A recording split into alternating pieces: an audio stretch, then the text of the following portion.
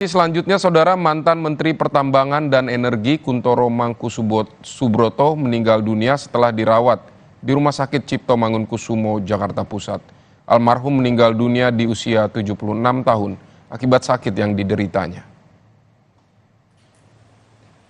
Suasana duka menyelimuti rumah duka mantan Menteri Pertambangan dan Energi Kuntoro Mangunkusubroto yang berada di Jalan Kesemek, Komplek Kalibata Indah, Jakarta Selatan, Minggu pagi.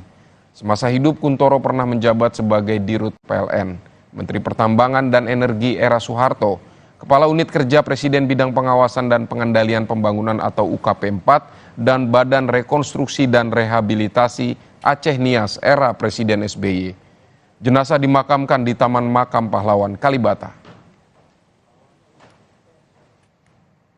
Pak Kuntoro Mangkusubroto meninggal dunia di Jakarta tadi pagi, tanggal 17 Desember jam 2 dini hari.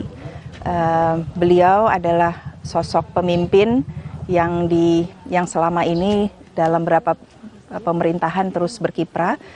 Tentu peran yang paling diingat oleh publik mungkin waktu beliau di BRR Aceh, Rekonstruksi Aceh, dan kemudian pernah Menteri SDM dan kemudian menjadi Kepala UKP 4 di masa pemerintahan Presiden SBY.